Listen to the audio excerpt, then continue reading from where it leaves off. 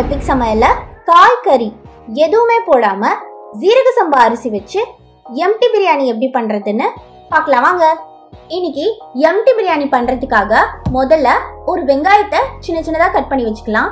அதுக்கப்புறமா ஒரு தக்காளியை கட் பண்ணி அரைச்சு வச்சுக்கலாம்.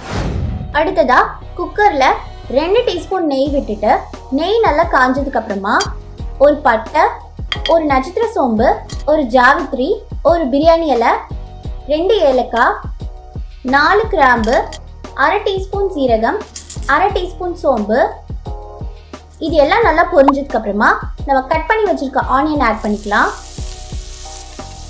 ஆனியன் வேகிறதுக்காக கொஞ்சம் உப்பு சேர்த்து ஆனியன் நல்லா வதக்கிக்கலாம். இந்த ஸ்டேஜ்ல 4 பச்சை மிளகாய், 1 டீஸ்பூன் இஞ்சி பூண்டு விழுது ஆட் பண்ணி இது எல்லாத்தையும் நல்லா வதக்கிக்கலாம். இப்போ நம்ம அரைச்சு வச்சிருக்க தக்காளியை ஆட் பண்ணிட்டு இது எல்லாத்தையும் நல்லா மிக்ஸ் பண்ணி விட்டுட்டு ஒரு பிஞ்ச் மஞ்சள் தூள், 1 டீஸ்பூன் மிளகாய் தூள், 1 டீஸ்பூன் பிரியாணி மசாலா சேர்த்துட்டு இது எல்லாத்தையும் பச்சை வாசம் போற வரைக்கும் நல்லா வதக்கி விட்டுக்கலாம். பச்சை வாசம் போனதுக்கு அப்புறமா ஒரு கையளவு கொத்தமல்லியும் புதினாவும் சேர்த்து இது எல்லாத்தையும் நல்லா கிண்டி விட்டுட்டு 1 டம்ளர் தேங்காய் பால் சேர்த்துக்கலாம். இப்போ இது எல்லாத்தையும் நல்லா கிளறி விட்டுட்டு தண்ணி சேர்த்துக்கலாம்.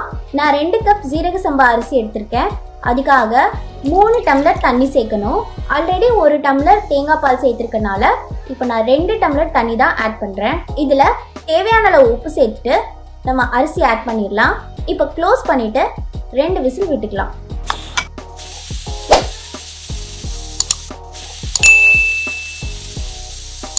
இப்போ நம்ம ஓபன் பண்ணி பார்த்துடலாம்.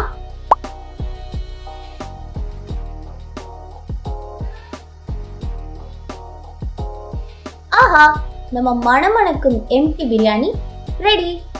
இது நீங்களும் ட்ரை பண்ணி பார்த்துட்டு உங்க ஒப்பீனியனை கமெண்ட் பாக்ஸ்ல பதிவு பண்ணுங்க. அப்புறம் அந்த லைக் பட்டனை டிஸ்ட்ராய் பண்ணுங்க. உணவே மருந்து. நன்றி.